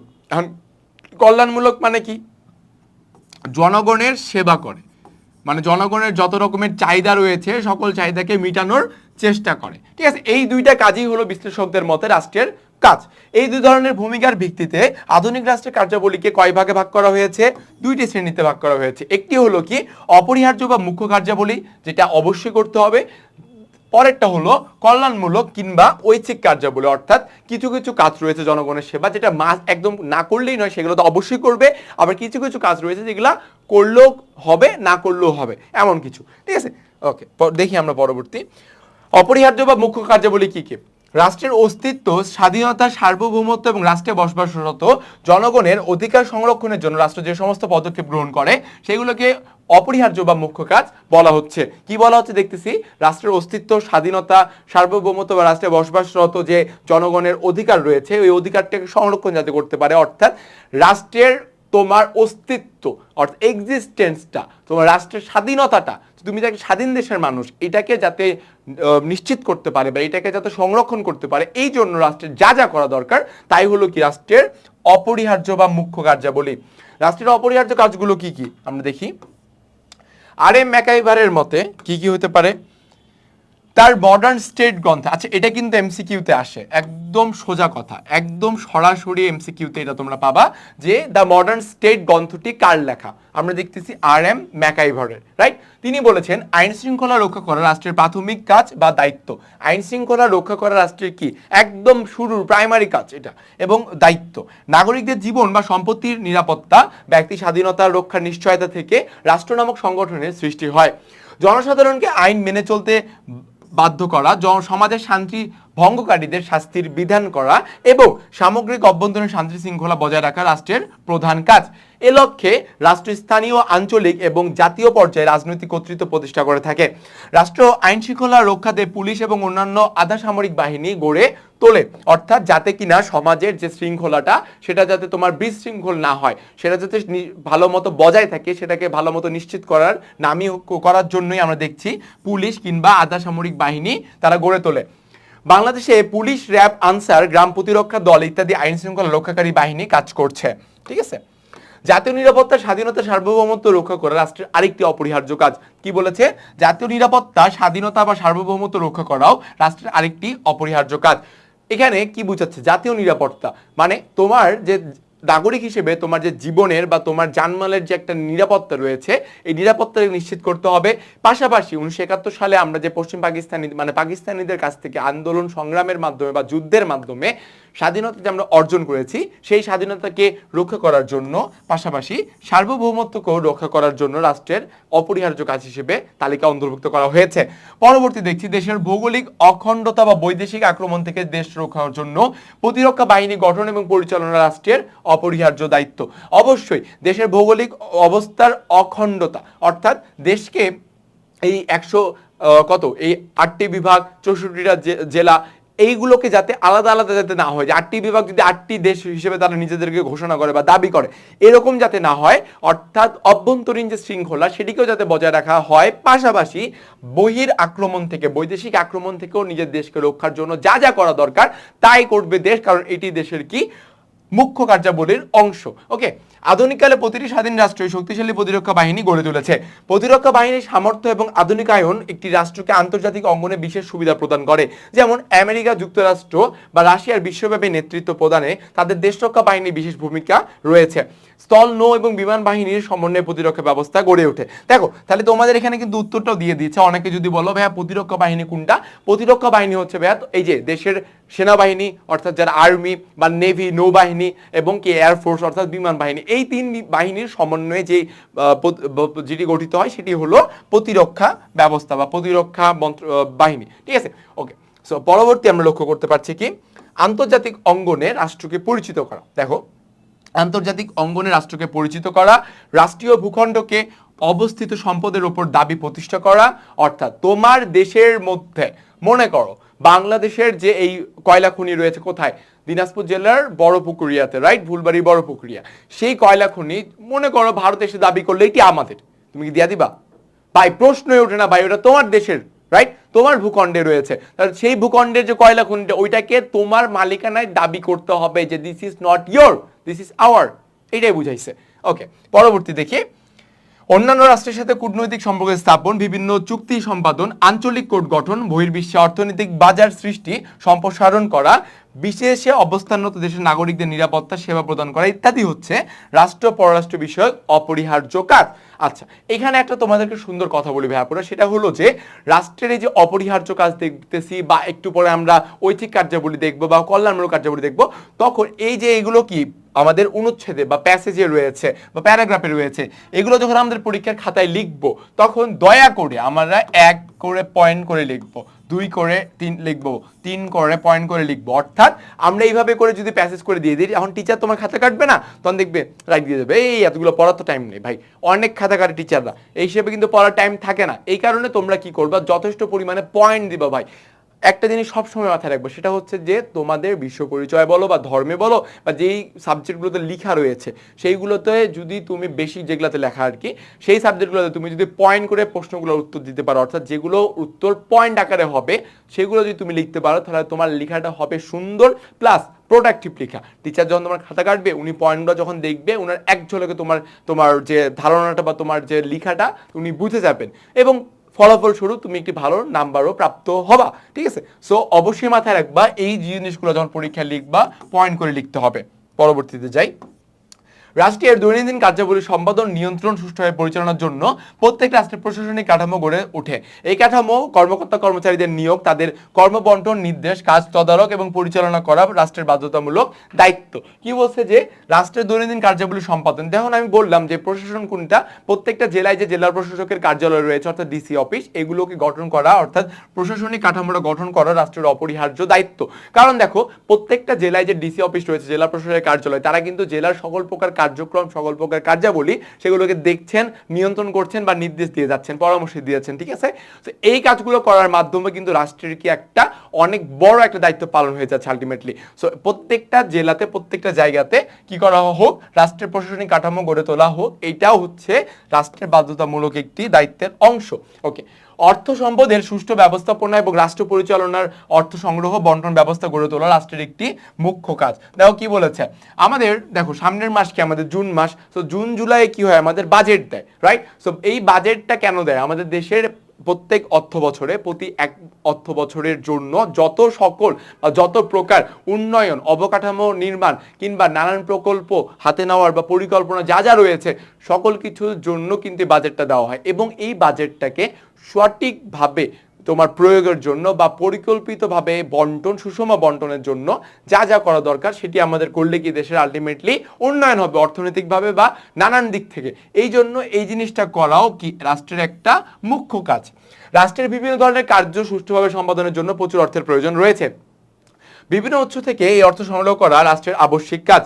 রাষ্ট্রের অধীন বিভিন্ন ব্যক্তি প্রতিষ্ঠান মালিকানার উপর খাজনা বা কর নির্ধারণ করা, তা আদায় করা, সুষ্ঠুভাবে ব্যয় করা রাষ্ট্রের অন্যতম দায়িত্ব। কি বলেছে যে বিভিন্ন ব্যক্তি প্রতিষ্ঠান মালিকানার উপর থেকে যে খাজনা অর্থাৎ ট্যাক্স বা ভ্যাট, ঠিক আছে, এই ইনকাম ট্যাক্স বা ভ্যাট যে জিনিসটা, এটাও আদায় করা রাষ্ট্রের কি একটা মুখ্য কাজেরই অংশ। ওকে, সো কি বলছে যে অর্থনৈতিক ব্যবস্থা পরিচালনা, মুদ্রাস্ফীতি রোধ, নিত্য প্রয়োজনীয় দ্রব্যের দাম নিয়ন্ত্রণে রাখা প্রভৃতিও রাষ্ট্রের মুখ্য কার্যাবলী। দেখো কি বলেছে এই জিনিসটা, অর্থনৈতিক ব্যবস্থা পরিচালনা প্লাস মুদ্রাস্ফীতি রোধ, ইনফ্লেশন তোমার রোধ করতে হবে। ঠিক আছে, তোমার যদি মুদ্রাস্ফীতি এতটাই বেড়ে যায় অধিক হারে, সেটা কিন্তু সরকারের ব্যর্থতা, সেটা কি তোমার রাষ্ট্রের ব্যর্থতা বা সরকারের ব্যর্থতা। কেন? কারণ তারা সেটা নিয়ন্ত্রণ করতে পারে না। এই জন্য সেটা নিয়ন্ত্রণের জন্য যা যা দরকার সরকারের কিন্তু তাই করতে হবে। পাশাপাশি নিত্য প্রয়োজনীয় দ্রব্যের নাম নিয়ন্ত্রণ রাখতে হবে অবশ্যই, যে দ্রব্যটা তোমার অত্যাধিক মানে তোমার প্রয়োজন বা নিত্য প্রয়োজনীয়, যেমন আমি একটু সহজ কথা বলি, ঔষধ বা তোমার কি খাবার দাবারের জন্য তোমার ভাত, ঠিক আছে, এগুলো কি নিত্য প্রয়োজনীয় দ্রব্য, এগুলোর দাম যাতে শিথিল থাকে, দাম যাতে অতিরিক্ত না বাড়ে, এই জন্য কিন্তু রাষ্ট্রের একটা বিশেষ নজর রাখতে হবে, কারণ এটা রাষ্ট্রের মুখ্য কার্যাবলীরই একটা অংশ। পরবর্তী দেখছি আমরা কল্যাণমূলক বা ঐচ্ছিক কার্যাবলী কি জিনিসটা। বর্তমানে প্রত্যেকটি রাষ্ট্র কল্যাণমূলক রাষ্ট্র হিসেবে নিজেদেরকে দাবি করে। ঠিক আছে, প্রত্যেকটা রাষ্ট্র কি করে, কল্যাণমূলক রাষ্ট্র হিসেবে নিজেদেরকে দাবি করে। রাজনৈতিক তত্ত্ববিদরা একমত যে রাষ্ট্রের ভূমিকা শুধু আইন শৃঙ্খলা রক্ষা বা কর আদায়ের মধ্যেই সীমাবদ্ধ হওয়া উচিত নয়। রাষ্ট্রকে অবশ্যই সমাজের সামগ্রিক উন্নতির জন্য নাগরিকদের নৈতিক, সামাজিক বা সাংস্কৃতিক, অর্থনৈতিক জীবনের পরিপূর্ণ বিকাশে কল্যাণমূলক ভূমিকায় কি অবতীর্ণ হতে হবে। কি বলছে যে রাষ্ট্র শুধুমাত্র যে আইন তৈরি করবে, রাষ্ট্র শুধুমাত্র যে ট্যাক্স নিবে, ভ্যাট নিবে, ভাই এটা রাষ্ট্রের শুধু কাজ না। রাষ্ট্রে আরো কিছু কাজ রয়েছে, সেগুলো কি? রাষ্ট্র সমাজের সামগ্রিক উন্নতির কথা ভাববে, সমাজের মানুষের উন্নতির কথা ভাববে, নাগরিকদের নৈতিক দায়িত্বের কথা ভাববে, সামাজিক উন্নয়নের কথা ভাববে, সাংস্কৃতিক উন্নয়নের কথা ভাববে, অর্থনৈতিক জীবনের পরিপূর্ণ বিকাশে কল্যাণমূলক যে একটা যে ভূমিকা রয়েছে সেই ভূমিকাটার কথা ভাববে। এগুলো কাজ যদি করে থাকে রাষ্ট্র, তবে রাষ্ট্র তোমার কল্যাণ করছে, জনগণের কল্যাণ করছে বা সেবা করছে, ঠিক আছে? তো জনগণ বা রাষ্ট্রের উন্নয়নের জন্য কি ওই ঐচ্ছিক কাজগুলো বা গণ কাজগুলো কি করা হচ্ছে, মূলতভাবে করা হচ্ছে। সো মুখ্যর জায়গায় কি বলেছে এখানে, গৌণ, ঠিক আছে? সো মুখ্য কাজ তো আমরা দেখলাম যে রাষ্ট্রের যে একটা অস্তিত্ব বা রাষ্ট্রের যে স্বাধীনতা রয়েছে কিংবা সার্বভৌমত্ব রক্ষার জন্য যে বা জনগণের অধিকার সংরক্ষণের জন্য যে কাজগুলো, সেগুলো হচ্ছে কি আমাদের মুখ্য কাজ বা অপরিহার্য কাজ। তাহলে আমরা কল্যাণমূলক কাজ বুঝতে পেরেছি অলরেডি, তাই না? যে জনগণের সেবা বা জনগণের কল্যাণের জন্য যে কাজগুলো করা হচ্ছে সেগুলো হচ্ছে কি আমাদের ঐচ্ছিক কাজ কিংবা কল্যাণমূলক কাজ। যে রাষ্ট্র অর্থনৈতিকভাবে যত বেশি উন্নত তার ঐচ্ছিক কার্যাবলী তত বেশি কি বিস্তৃত। অবশ্যই ভাই, তোমার এখন পকেট ভর্তি টাকা, তোমার দেশের অর্থনৈতিক মাত্রা একদম কি হাইয়েস্ট লেভেল, একদম হাইয়েস্ট লেভেল, এটা লেভেল মনে করো, এটা হচ্ছে কি ভূমি, একদম হাইয়েস্ট লেভেলে তোমার দেশ। তাহলে তুমি জনগণের তুমি কল্যাণ অবশ্যই করবা ভাই, তোমার জনগণের কল্যাণের স্কোপ থাকবে অনেক বেশি তুলনামূলক। এখানে একটা যে দেশের অর্থনৈতিক অবস্থাটা রয়েছে, অর্থাৎ তৃতীয় বিশ্বের দেশের চাইতে উন্নত বিশ্বের দেশ যেগুলো রয়েছে, তাদের কিন্তু জনগণ কি অধিক পরিমাণে কল্যাণ জিনিসটা পেয়ে থাকে। রাষ্ট্রের জনসাধারণকে শিক্ষিত করা, দেখো রাষ্ট্রের জনসাধারণকে শিক্ষিত করে তোলা রাষ্ট্রের সবচেয়ে গুরুত্বপূর্ণ কাজ। আচ্ছা, এটা কেন মুখ্য কাজ হইল না? এটা কিন্তু আমারও একটা প্রশ্ন, তোমরা নিজেরা কি উত্তর বের করতে পারবা? কেন শিক্ষিত করা জনগণকে, অর্থাৎ শিক্ষিত দেশ গঠন করা একটা রাষ্ট্রের কেন অপরিহার্য বা মুখ্য কাজ হইল না? এটা একটা আমার প্রশ্ন। তোমরা এটার উত্তর আমি তোমাদের কাছ থেকে চাই, তোমরা কমেন্ট বক্সে লিখবা। তোমরা যখন এই ক্লাসটা করবা অবশ্যই সকলে এই প্রশ্নটার উত্তর তোমরা লিখবা। আমি তোমার প্রশ্নটা লিখে দিচ্ছি যে কেন কেন একটি রাষ্ট্রের কেন একটি রাষ্ট্রের অপরিহার্য কাজ নয়, অপরিহার্য কাজ নয়, কি কাজ নয়? জনগণকে শিক্ষিত করা, জনগণকে, আচ্ছা স্থান সংকুলান আমি একটু উপরে লিখছি, কেমন? জনগণকে শিক্ষিত করা কেন একটি রাষ্ট্রের অপরিহার্য কাজ নয়? ভাই I need answer from you guys, okay? আমি আশা করি তোমরা অ্যান্সার লিখবা। আচ্ছা, পরবর্তী চলে যাই আমরা। শিক্ষিত জনগোষ্ঠী রাষ্ট্রের সবচেয়ে বড় সম্পদ। কি বলেছে? শিক্ষিত জনগোষ্ঠী রাষ্ট্রের সবচেয়ে বড় সম্পদ। শিক্ষিত নাগরিক তার অধিকার, দায়িত্ব, কর্তব্য সম্বন্ধে সচেতন থাকেন এবং দেশপ্রেমিকগণ উদ্বুদ্ধ হন। এই জন্য রাষ্ট্র শিক্ষা বিস্তারের প্রতি অধিক গুরুত্ব প্রদান করেছেন। শিক্ষা সুবিধা মানুষের দোরগোড়ায় পৌঁছে দেয় এবং সরকার বাধ্যতামূলকভাবে প্রাথমিক শিক্ষা প্রবর্তন করেছেন। দেখো একটা জিনিস পাইলাম, বাধ্যতামূলকভাবে কি করেছে? প্রাথমিক শিক্ষা প্রবর্তন করেছে।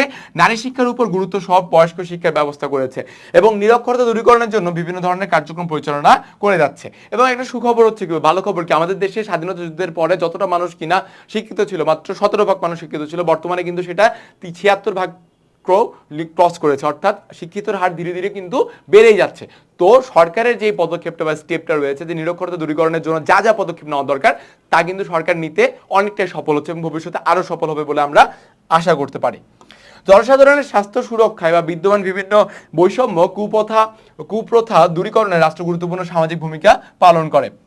রাষ্ট্র তার নাগরিকদের স্বাস্থ্য রক্ষায়, অসুস্থদের স্বাস্থ্যসেবা প্রদানে হাসপাতাল, দাতব্য চিকিৎসালয়, শিশু সদন, মাতৃমঙ্গল কেন্দ্র, পরিবার পরিকল্পনা কেন্দ্র, দেশব্যাপী অস্থায়ী হেলথ ক্যাম্পেইন প্রতিষ্ঠা প্রভৃতি পরিচালনা করে থাকে।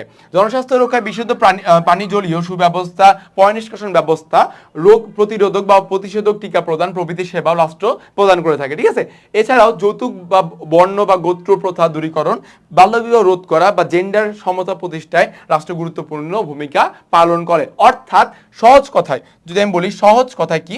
সহজ কথায় হচ্ছে তোমার জনগণের কল্যাণ বা জনগণের যে একটা কমফোর্ট জোন রয়েছে না, জনগণের কমফোর্ট জোন তৈরি করাই, জনগণের কমফোর্ট জোন তৈরি করাই হচ্ছে রাষ্ট্রের কি বেসিক দায়িত্ব বা মেইন একটা রাষ্ট্রের একটা দায়িত্ব বা কর্তব্য। যে রাষ্ট্রে বসবাসরত যে সকল নাগরিক রয়েছে, সেই নাগরিকরা যাতে সঠিকভাবে ভালো মতো বসবাস করতে পারতেছে কিনা, এই জিনিসটা কিন্তু দেখা রাষ্ট্রে কিন্তু অন্যতম একটা গুরুত্বপূর্ণ বা গুরু দায়িত্ব, ঠিক আছে? এই জিনিসটাই কিন্তু রাষ্ট্রকে এনশিওর করে প্রত্যেকটা নাগরিকের, ঠিক আছে? পরবর্তী চলে যাব। জনগণের নিত্য প্রয়োজনীয় খাদ্য ও পণ্য যেমন চাল, ডাল, আটা, ময়দা, চিনি, তেল ইত্যাদি সরবরাহ প্রক্রিয়া সচল রাখা রাষ্ট্রের গুরুত্বপূর্ণ কাজ। অবশ্যই দেশে যদি খাদ্য না থাকে ভাই মানুষ কি বাঁচবে?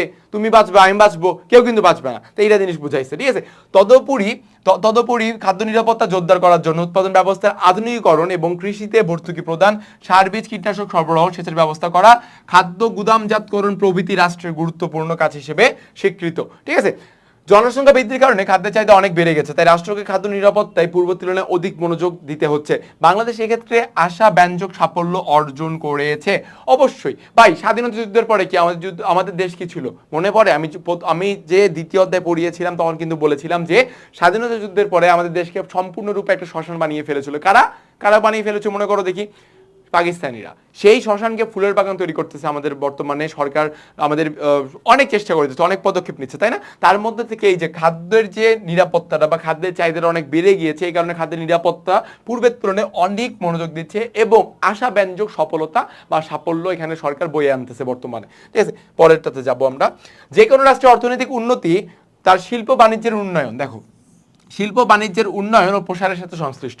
যে কোনো দেশে আসলেই তো, তুমি ভারত দেখো, চীন বলো, Bangladesh, Pakistan, America, Canada, Russia, যেই দেশই বলো না কেন, সব দেশের উন্নয়ন কিসের উপর নির্ভর বা অর্থনীতির উন্নয়ন সেটি নির্ভর করে শিল্প বাণিজ্যের উন্নয়ন বা প্রসারের ক্ষেত্রে। অর্থাৎ তোমার দেশ পুরো পৃথিবীর সাথে কিভাবে পরিমাণে হচ্ছে ব্যবসা করছে, তোমার রপ্তানির হার বেশি নাকি তোমার আমদানির হার বেশি, কোনটা? আমদানির হার তোমার বেশি হলে তোমার দেশ উন্নয়ন করবে না, বা তোমার রপ্তানির হার যদি বেশি হয় তোমার দেশ অবশ্যই উন্নয়ন করছে। কারণ কি? তোমার দেশ প্রচুর পরিমাণে বৈদেশিক মুদ্রা অর্জন করতেছে, ঠিক আছে। এই জিনিসটা অবশ্যই মাথায় রাখতে হবে।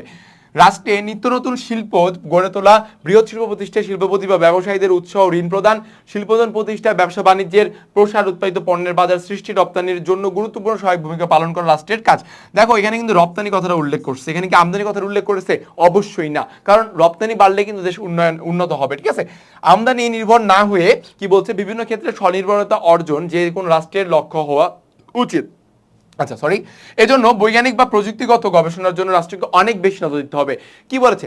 অবশ্যই দেশকে প্রথমত শিল্প বাণিজ্যের প্রতি উন্নয়ন বা এর দিকে নজর দিতে হবে।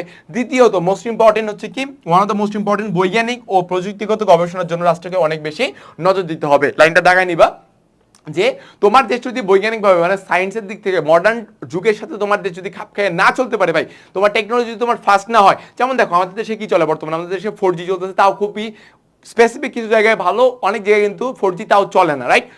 সেই ক্ষেত্রে তুমি লক্ষ্য করো দক্ষিণ কোরিয়ায় 6G চলে ভাই, কত 6G চলে। তাহলে কত আগে আছে ভাই, আমরা কত পিছিয়ে আছি, কত বছর পিছিয়ে আছি বর্তমান যুগের চাইতে, রাইট? সো এই জিনিসটা কিন্তু আমরা দেখতে পাচ্ছি। তবে আমাদের দেশও ধীরে ধীরে উন্নয়ন করতেছে আইটি সেক্টরের দিকে। আমরা আশা রাখি ভবিষ্যতে কিছুদিনের মধ্যেই আমরা আরো বেশি উন্নয়ন করব। এছাড়া রাষ্ট্রের উদ্যোগে কলকারখানা স্থাপন, পরিচালনার দায়িত্ব গ্রহণ এবং এর মাধ্যমে অধিক সংখ্যক লোকের কর্মসংস্থান সৃষ্টি রাষ্ট্রের ঐচ্ছিক কাজ। তোমার দেশে কারখানা যত বেশি হবে, তোমার দেশে শিল্প কারখানার প্রসার যত বেশি হবে, তোমার দেশের উন্নয়ন তত হবে। পাশাপাশি তোমার দেশে বেকারত্বের হারও কিন্তু কমে যাবে। কিভাবে? কারণ সেখানে কর্মসংস্থানের সৃষ্টি হবে বা কর্মসংস্থানের সুযোগ পাবে, মানুষ সেখানে চাকরি পাবে। সেক্ষেত্রে কি বলতে পারি আমরা? সেক্ষেত্রে বলতে পারি তোমার দেশের বেকারত্বের হারও ডাউন খাবে, মানে সেটা কমে যাবে, রাইট? পরবর্তী দেখবো দেশের অবকাঠামোগত উন্নয়ন। সেগুলো কি কি? অবকাঠামোগত উন্নয়ন মানে কি? তোমার রাস্তাঘাট, সেতু নির্মাণ, সড়ক নির্মাণ, রেলপথ, নৌ চলাচল, বিমান যোগাযোগ, ডাক, তার ও যোগাযোগের আধুনিক প্রযুক্তির সাথে সংযুক্ত থাকা রাষ্ট্রের গুরুত্বপূর্ণ কি বলছে ঐচ্ছিক কাজ।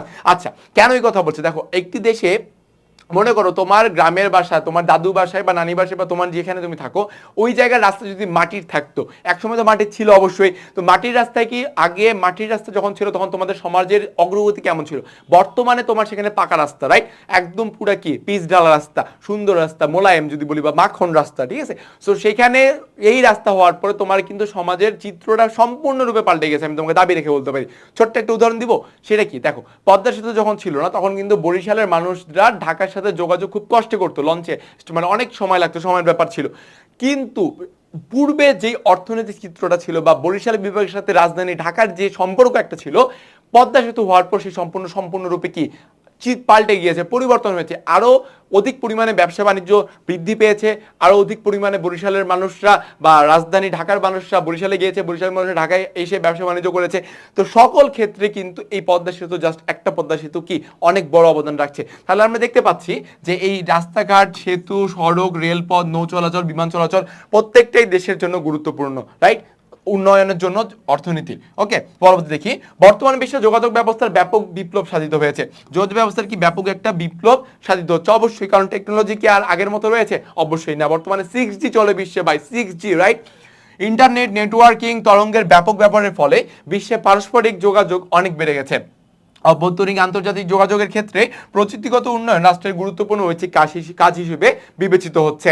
সুষ্ঠু পরিবহন ও যোগাযোগ ব্যবস্থা গড়ে তোলা রাষ্ট্রের উন্নতির জন্য অপরিহার্য। কি বলেছে? যে সুষ্ঠু পরিবহন ও যোগাযোগ ব্যবস্থা গড়ে তোলা রাষ্ট্রের উন্নতির জন্য অপরিহার্য। ঠিক আছে, অর্থাৎ এগুলোর মাধ্যমে রাষ্ট্রের উন্নয়ন যে হবে অবশ্যই সেটা জানা কথা।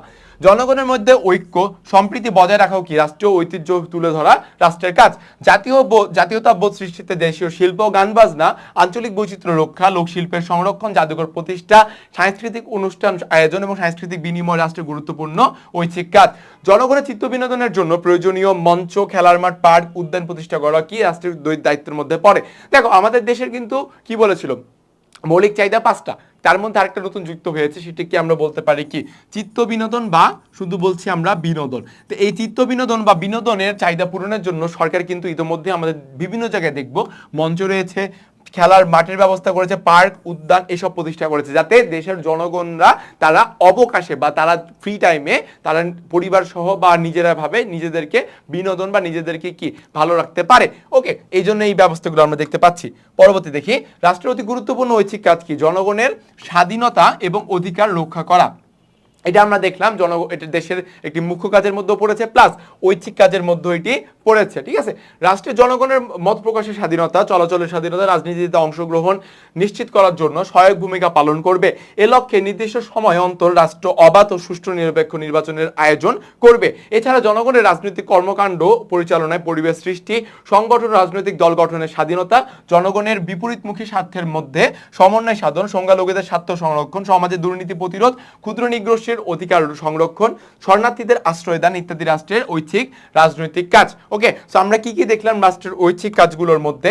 আমরা এক কথায় জনগণের কল্যাণ যেখানে হবে, বা যেটি আমি লিখলাম একটু আগে, জনগণের কমফোর্ট জোন, মনে পড়ে একটু আগে লিখছিলাম কিন্তু আমি, তো জনগণের কমফোর্ট জোন যেখানে পড়ে, বা জনগণ যেখানে কল্যাণ পাবে, জনগণ যেখানে নিজেদের আরাম, আয়ের, স্বাধীনতা, অধিকার রক্ষা করতে পারবে, সেই জিনিসটা কিন্তু জনগণের রাষ্ট্রের কল্যাণমূলক কাজ। সামাজিক নিরাপত্তা নিশ্চিত করার জন্য আধুনিক রাষ্ট্রসমূহ বিভিন্ন রকম উদ্যোগ গ্রহণ করে। কি কি সেগুলা? রাষ্ট্রে বসবাসরত দরিদ্র, বিধবা, অনাথ, প্রতিবন্ধীদের অর্থনৈতিক অন্যান্য সুবিধা প্রদান করা, বেকারদের জন্য ভাতা, বয়স্কদের জন্য বয়স্ক ভাতা, পেনশন প্রদান ইত্যাদি সামাজিক নিরাপত্তামূলক ব্যবস্থা গ্রহণের জন্য রাষ্ট্র কি কল্যাণমূলক কিছু কার্যাবলী হিসেবে অন্তর্ভুক্ত করেছে। ওকে, রাষ্ট্রের বিশাল কর্মী বাহিনীকে পরিচালনা করা, নিয়ন্ত্রণে রাখা রাষ্ট্রের ঐচ্ছিক কাজ। শ্রমিকদের স্বার্থ রক্ষার জন্য শ্রমনীতিমালা প্রণয়ন। দেখো, আমাদের দেশে কিন্তু কি রয়েছে, আমাদের দেশে লেবার ল, অর্থাৎ আমাদের দেশে কিন্তু শ্রম আইন নামেও কিন্তু একটা আইন রয়েছে। এটি কেন তৈরি করেছে জানো? যাতে শ্রমিকদের অধিকার বা শ্রমিকদের যে একটা তাদের যে ন্যায্য মজুরির ব্যবস্থা বা শ্রমিকদের স্বার্থটা যে রয়েছে, এই স্বার্থটা যাতে রক্ষা পায়, এই কারণে কিন্তু এই আইনটা তৈরি করেছে বাংলাদেশ সরকার। ওকে, ন্যূনতম সঠিক মজুরি, কাজের সময় নির্ধারণ, কাজের পরিবেশ সৃষ্টি, বোনাস, ইন্স্যুরেন্স, পেনশন ইত্যাদির ব্যবস্থাও কিন্তু কি আমাদের সরকার অবশ্যই করেছে। পাশাপাশি দেখছি আমরা কর্মসংস্থান সৃষ্টি, প্রশিক্ষণের মাধ্যমে দক্ষ শ্রমিক তৈরি, কর্মরত বিদেশি শ্রমিকদের স্বার্থ রক্ষার জন্য শ্রম অফিসার নিয়োগ প্রভৃতি ক্ষেত্রে রাষ্ট্র গুরুত্বপূর্ণ কাজ করেই যাচ্ছে। এছাড়া রাষ্ট্র বিবিধ উন্নয়নমূলক ও জনহিতকর কাজ সম্পাদন করে। দেখো কত কল্যাণমূলক কাজ ভাই, শেষই হচ্ছে না, তাই না? ওকে, যেমন কৃষি বা সেচ ব্যবস্থার উন্নয়ন করছে কৃষকদের জন্য, যাতে কৃষিক্ষেত্রে দেশের উন্নয়নটা আরো সাধিত হয়। বনায়ন কর্মসূচি করছে, যে আমাদের দেশে কিন্তু 17% মানে শুধুমাত্র বনাঞ্চল রয়েছে। কত? 17%। কিন্তু একটা দেশে অ্যাটলিস্ট একটা দেশে 25% বনাঞ্চল থাকা উচিত ভাই, কিন্তু আমাদের দেশে 17% রয়েছে। বর্তমানে এটা কমে মনে হয় সম্ভবত 15 বা 13%তে নেমে গিয়েছে, যেটি আমাদের দেশের জন্য কিন্তু একটা সরাসরি একটা হুমকি বা থ্রেট। ঠিক আছে, তো এই জিনিসটার জন্য কি করছে, বনায়ন কর্মসূচি পালন করা হচ্ছে। প্রাকৃতিক দুর্যোগ মোকাবেলা, দেখো সম্প্রতি আমাদের দেশে কিন্তু রেমাল ঘূর্ণিঝড় নামে একটি ঘূর্ণিঝড় ঘটে গেল। সেই ঘূর্ণিঝড়ের আক্রান্ত ব্যক্তি, অর্থাৎ যেসব ব্যক্তি ক্ষতিগ্রস্ত হয়েছে, সে সকল ব্যক্তির ক্ষতিপূরণের ব্যবস্থা, তাদের ত্রাণ সরবরাহ কিংবা তাদের জন্য আশ্রয় কেন্দ্রের ব্যবস্থা কিন্তু আমাদের সরকার ইতিমধ্যে করে রেখেছে। ঠিক আছে, এই জন্যই বলছে প্রাকৃতিক দুর্যোগ মোকাবেলা, প্রাকৃতিক দুর্যোগে ক্ষতিগ্রস্তের যে সাহায্য, পুনর্বাসন, দুর্ভিক্ষ, মহামারী প্রতিরোধ, নাগরিক সুবিধা সৃষ্টি, বিদ্যুতায়ন, জ্বালানি সরবরাহ, প্রাকৃতিক সম্পদের সুষ্ঠু ব্যবস্থাপনা, নগরায়ন, গ্রামীণ উন্নয়ন, কালোবাজারি রোধ, খাদ্যে ভেজাল প্রতিরোধ, নারী শিশু পাচার রোধ, অধিকার সচেতনতা সৃষ্টি ইত্যাদি বহুবিধ কাজ রাষ্ট্র সম্পাদন করে থাকে। যেমন দেখো এখানে বলেছি কি বিদ্যুতায়ন, তোমাদের একটা তথ্য দিয়ে রাখি আমি, 2022 সালের 21শে মার্চ বা 23শে মার্চ থেকে বাংলাদেশ শতভাগ বিদ্যুতায়ন দেশ হিসেবে কিন্তু স্বীকৃতি পেয়েছে, অর্থাৎ বাংলাদেশের সকল জায়গায় বিদ্যুৎ পৌঁছে গিয়েছে। ভাই এমন কোনো জায়গা নেই যেখানে বিদ্যুৎ নাই, ঠিক আছে, বিদ্যুৎ সকল জায়গায় পৌঁছে গিয়েছে, এই জন্য বলছে বিদ্যুতায়নের কথা। পাশাপাশি এই দেখো নগরায়নের কথা, আমাদের এখন নগরায়নটা এত বেশিভাবে হচ্ছে যার ফলে গ্রাম ছেড়ে দিয়ে মানুষ কিন্তু শহরমুখী হচ্ছে, শহরে এসে খোঁজ করছে, কর্মসংস্থানের সৃষ্টি করে নিচ্ছে, যেভাবে হোক তারা, আমরা এটা লক্ষ্য করতে পারছি। পাশাপাশি কালোবাজারি রোধ বা খাদ্যে ভেজাল প্রতিরোধের জন্য কি ভোক্তা অধিদপ্তর রয়েছে, যারা কিনা প্রতিনিয়তই বাজারগুলোতে গিয়ে খাবারের যে মানটা এটাকে পরীক্ষা করছে, যে বিএসটিআই দ্বারা অনুমোদিত কিনা আদৌ সেটি লক্ষ্য করছে, ঠিক আছে। তো সকল প্রকার আমরা কাজ দেখতে পাচ্ছি সরকারের কি কল্যাণমূলক বা ঐচ্ছিক কাজের অন্তর্ভুক্ত। ওকে, রাষ্ট্র একটি বৃহদাকার সংগঠন, কি বলছে, রাষ্ট্র হচ্ছে একটি বৃহদাকার সংগঠন, প্রতিনিয়ত নতুন নতুন চ্যালেঞ্জ রাষ্ট্রকে মোকাবেলা করতে হয় অবশ্যই, তবে সার্বিকভাবে জনগণের কল্যাণ সাধনই রাষ্ট্রের উদ্দেশ্য। কি বলেছে, সার্বিকভাবে রাষ্ট্রের জনগণের কল্যাণ সাধনই রাষ্ট্রের উদ্দেশ্য, অর্থাৎ জনগণের সেবা করা, জনগণের পাশে থাকা, জনগণের অধিকারকে সংরক্ষণ করা রাষ্ট্রের কি অন্যতম একটি দায়িত্ব। জনগণের চাহিদা অনুযায়ী বিশ্বের কল্যাণকামী রাষ্ট্রের মতো বাংলাদেশে রাষ্ট্রের ঐচ্ছিক কাজের পরিধি দিন দিন ব্যাপক বা বিস্তৃতি হচ্ছে। আচ্ছা, এই ব্যাপক বিস্তৃতি কেন হচ্ছে বলতে পারবা তোমরা কিন্তু একটু ভেবে দেখো। একটু আগে কিছুক্ষণ আগে কথাটা বলেছিলাম যে দেশের উন্নয়ন, যে দেশের অর্থনৈতিক উন্নয়ন যত বেশি, অর্থাৎ যে দেশ যত বেশি কিনা ইকোনমিক্সের দিক থেকে ডেভেলপ, সেই দেশের এই জনগণের ঐচ্ছিক কার্যাবলী বা কল্যাণমূলক কার্যাবলীর লিস্ট তত বেশি, তত বড়, ঠিক আছে। তো বাংলাদেশেও কিন্তু দিনে দিনে সেটা ব্যাপক বা বিস্তৃত হচ্ছে, কারণ বাংলাদেশ অর্থনৈতিক দিক থেকে উন্নয়ন হচ্ছে বা উন্নত হচ্ছে, ঠিক আছে। তো এই জিনিসটা এখানে বলা হচ্ছে, মাথায় রাখতে হবে। তো আমরা আজ আমাদের এই প্রথম ক্লাসে এই অধ্যায়টা যেটা আমরা পড়লাম সেটা হলো রাষ্ট্রের অংশ। আমরা এই ক্লাসে যদি একটু সামারি তোমাদের সাথে একটু বলি, সেটা মনোযোগ দিয়ে সবাই শুনো। এই ক্লাসে এতক্ষণ ধরে তোমরা আশা করি সকলেই বুঝতে পেরেছো, কারণ আমি ক্লাসটা খুবই সুন্দর করে বুঝে ভেঙে ভেঙে তোমাদেরকে পড়াইছি, যার ফলে তোমরা অবশ্যই ক্লাসটি বুঝতে পারবা।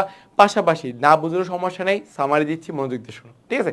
সো আমরা প্রথমে রাষ্ট্রের অংশতে পড়লাম, সেখানে আমরা পড়লাম যে রাষ্ট্র কাকে বলে প্রথম কথা, দ্বিতীয় কথা পড়লাম রাষ্ট্রের গুরুত্বপূর্ণ উপাদান, চারটা দেখলাম আমরা, সেগুলো কি কি। প্রথম দেখলাম আমরা জনসমষ্টি, নির্দিষ্ট ভূখণ্ড, সরকার এবং দেখলাম সার্বভৌমত্ব।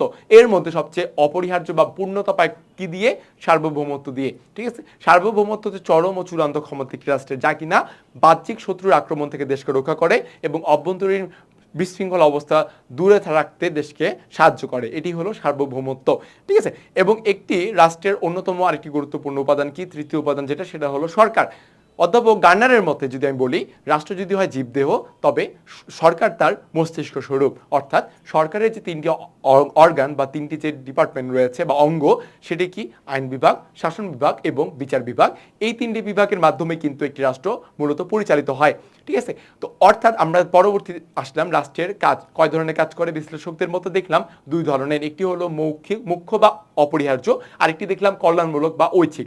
মুখ্য এবং ঐচ্ছিক কাজগুলোর বর্ণনা বা এদের লিস্ট আমরা দেখলাম অনেক বিস্তৃত বা ব্যাপক। তার মধ্যে বলি মুখ্য কাজ কাকে বলা হচ্ছে, জাতির অস্তিত্ব কিংবা রাষ্ট্রের অস্তিত্ব, স্বাধীনতা এবং জনগণের অধিকার সংরক্ষণ এবং সার্বভৌমত্ব রক্ষার জন্য যে সকল কাজ বা যে সকল স্টেপ বা পদক্ষেপ নিতে হবে, সেগুলোই হলো রাষ্ট্রের একটি মুখ্য বা অপরিহার্য কাজ।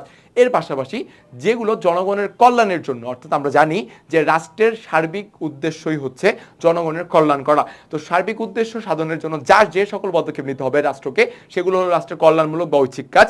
এবং আরেকটি মজার তথ্য হলো বা ভালো তথ্য, সেটি হলো যেই দেশ অর্থনীতির দিক থেকে যত বেশি উন্নত, সেই দেশের কল্যাণমূলক বা ঐচ্ছিক কাজের যে লিস্টটা সেটা আরো ব্যাপক বা বিস্তৃত। এবং সুখবর হলো বাংলাদেশ দিনে দিনে সেটিকে আরো ব্যাপক বা বিস্তৃত করতেছে।